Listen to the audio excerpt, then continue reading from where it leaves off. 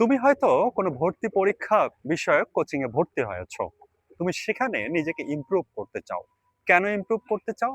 ভর্তি পরীক্ষার জন্য নিজেকে উপযুক্ত করতে চাও। নিজের আত্মবিশ্বাস বাড়াতে চাও। কিভাবে তুমি কোচিং এ ভালো ফলাফল করবে বিভিন্ন পরীক্ষায়? কোচিং এর পরীক্ষাগুলোর মধ্যে একটা গ্যাপ থাকে বা ক্লাসের মধ্যে একটা গ্যাপ থাকে। হয়তো ২ দিন, ১ দিন এরকম একটি গ্যাপ পাও।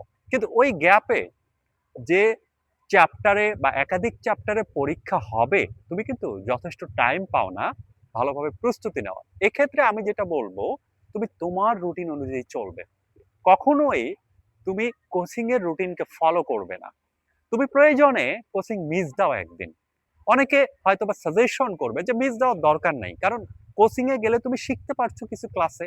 আবার ক্লাস শেষে যে পরীক্ষা হচ্ছে, ওই পরীক্ষায় তুমি অনেকগুলো এমসিকিউ সেগুলো সলভ করার চেষ্টা করবে।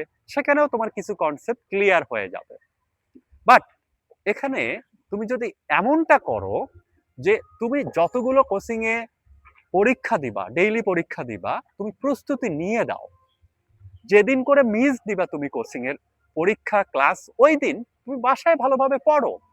কারণ কোচিং এ দীর্ঘ সময় ক্লাস হয়, আবার পরীক্ষা হয়, যাতায়াতে একটা সময় লাগে। তুমি সে সময়টা বাসায় যদি ভালোভাবে কাজে লাগাও, তুমি যদি ৩ ঘন্টা ৪ ঘন্টা এমসিকিউ সলভের জন্য কাজে লাগাও, তুমি কিন্তু কোয়ালিটি একটা টাইম বাসাতে স্পেন্ড করতে পারছো। আবার কোচিং এ যেদিন তুমি যাবা, পরিপূর্ণ প্রস্তুতি নিয়ে যাবা। তুমি নিজেকে ইমপ্রুভ করবা ধীরে ধীরে। তুমি হয়তো প্রথমে খারাপ করছো। আমি যখন পরীক্ষা দেই, প্রথম পরীক্ষায় আমি মার্কস পাই ৭৫ এর মধ্যে ৯.৫। অনেক কম মার্কস না? এটা দেখেই আমি ইন্সপায়ার হই যে আমি হয়তো নেগেটিভ মার্কসও হয়তো পাইতাম। তখন জিনিসটা কেমন লাগতো? তার চেয়ে তো এটা ভালো। আমি নিজে নিজে ইমপ্রুভ করার চেষ্টা করি আমার নিজের পড়ার টেবিলের মাধ্যমে। এমনটা নয় আমি প্রতিদিন বা নিয়মিত কোচিং করি, সেখানে আমি অনেক কিছু শিখতে পারি। এটা কখনোই পাবে না। এটা একটা ভুল ধারণা। তুমি যদি মনে করো যে কোচিং এ তুমি নিয়মিত গেলে ভালো কিছু শিখতে পারবে, তোমার সেগুলো সাফিসিয়েন্ট হবে, এটা অনেক ভুল ধারণা। তুমি অনেক দূরে আছো তাহলে মূল ধারণা থেকে। তাহলে তুমি যেটা করবে, নিজের পড়ার টেবিলকে কাজে লাগাবে। অনেকে আছো যে মনে করো যে ভর্তি পরীক্ষায় মনে হয় কিছু বই পাওয়া যায়, ওই বইগুলো থেকে মনে হয় প্রশ্ন কমন আসবে। এটা পুরোই ভুল ধারণা। তুমি যত ভালো প্রস্তুতি নিতে পারবা মূল বই থেকে, বিশেষ করে সায়েন্সের স্টুডেন্টের ক্ষেত্রে এ কথা প্রযোজ্য, তুমি তত ভালো করবে।